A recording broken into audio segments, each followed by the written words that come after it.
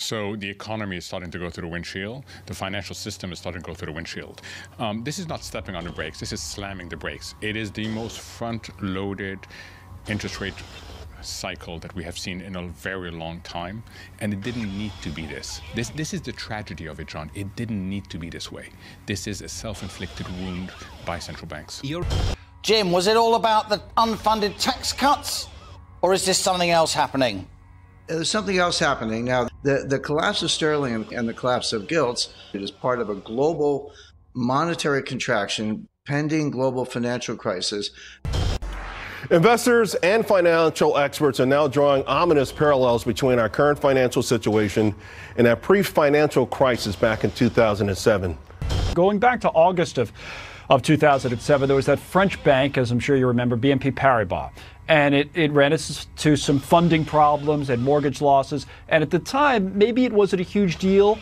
Didn't seem like a huge development. But now people pointing backwards, they say that was the start of the financial crisis. A lot of people now see Liz Truss now in the UK with this plan for the tax cuts. The market has a negative reaction to the plan, so people started to draw parallels, saying, well, is this like 07? Maybe this is just the start of something bigger. The other thing is the banks. Back in 07 and certainly 08, there were those weekends in which all of Wall Street seemed to be worried about the health of a bank. Lehman Brothers, obviously, the prime example. And then this weekend, we had the reports. There were phone calls going back and forth between clients and investors about Credit Suisse. Right now, what are your dominoes? So Credit Suisse probably would be number one. Deutsche Bank number two. Another big name to watch out for would be Barclays. Then they're saying from there you get U.S. banks. And then after that, you know, the most fearsome of them, you get the USA itself.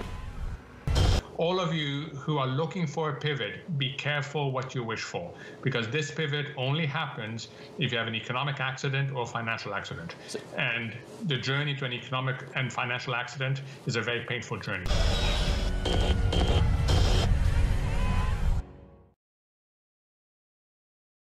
Desde 2008, vivemos sob uma economia estritamente dependente de liquidez e tendo isso em mente, os maiores bancos centrais do mundo inundaram os mercados com uma infinidade de papel moeda sem lastro, permitindo assim a sobrevivência de uma série de empresas que só sobreviveriam aos anos seguintes por conta das baixas taxas de juros.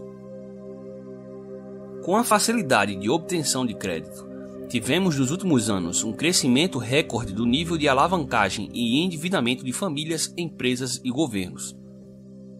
Todavia, com a inevitável subida da inflação ao redor do mundo, hoje vemos os bancos centrais tomando o caminho inverso, subindo as taxas de juros e se esforçando ao máximo para retirar todo o excesso de liquidez que foi inserido nos mercados nos últimos anos. Entretanto, como não poderia deixar de ser, a realização de um forte aperto monetário em uma economia que sobreviveu nos últimos anos apenas por conta do excesso de liquidez certamente trará consequências negativas para os mercados, e é exatamente isso que está começando a acontecer hoje. Conforme os bancos centrais ao redor do mundo sobem os juros, a liquidez do sistema financeiro seca, e empresas e governos que sobreviveram nos últimos anos devido à enorme oferta artificial de crédito fácil começam a apresentar sérios problemas de financiamento. Nas últimas semanas, ficou evidente a iminência do colapso de um dos maiores bancos europeus, ao mesmo tempo em que um novo plano de governo desastroso pôs em risco a sobrevivência dos fundos de pensão britânicos, que foram salvos de última hora pelo Banco da Inglaterra. Esses episódios são apenas a ponta do iceberg de um problema muito maior, como veremos neste vídeo. Mas antes de mais nada, peço a você que deixe o seu like e se inscreva em nosso canal. Isso ajuda o nosso canal a crescer e o nosso conteúdo chegar a cada vez mais pessoas.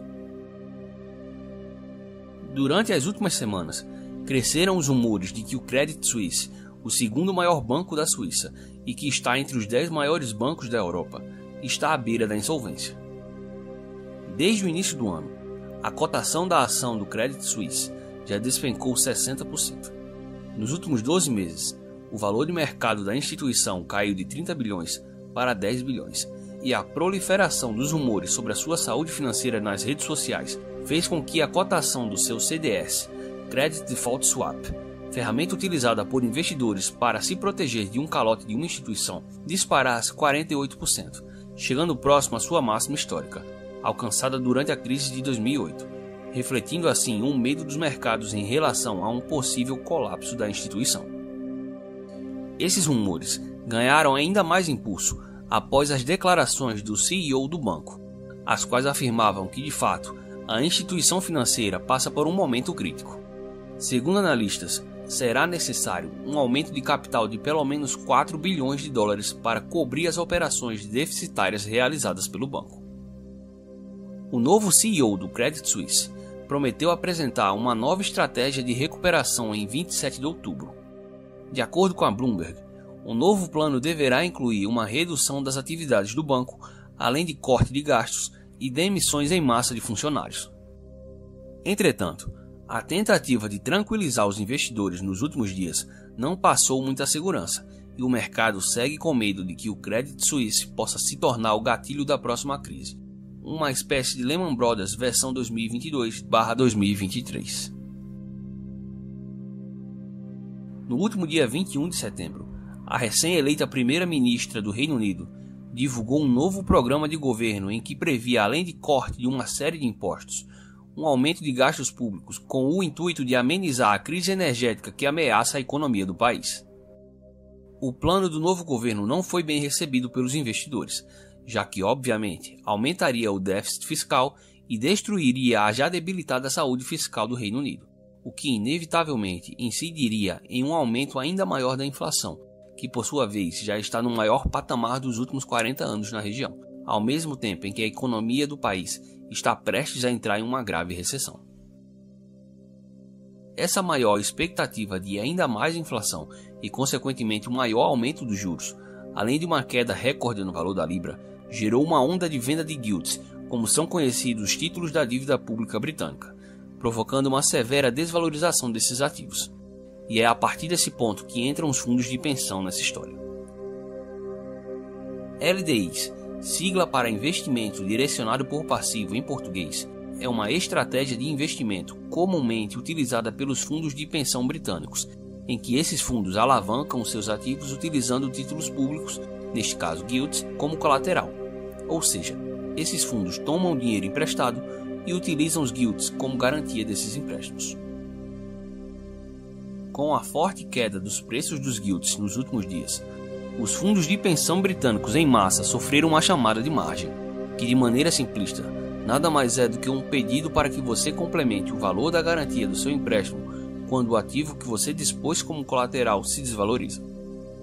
Isso fez com que, para cobrir essa chamada de margem, esses fundos vendessem seus ativos, o que incluía majoritariamente os títulos do Tesouro Britânico, o que por sua vez diminuía ainda mais os preços desses ativos, provocando novas chamadas de margem, gerando assim uma espiral de destruição do balanço dos fundos de pensão e dos preços dos títulos do Tesouro Britânico. Esse ciclo vicioso maléfico fez com que no último dia 30 de setembro esses fundos de pensão estivessem a poucas horas de um colapso, colocando em risco não apenas a aposentadoria de milhões de britânicos, mas também todo o sistema financeiro global, forçando assim o Banco Central inglês a intervir no mercado, implementando um novo programa sem limite definido de compras de gilts de longo prazo.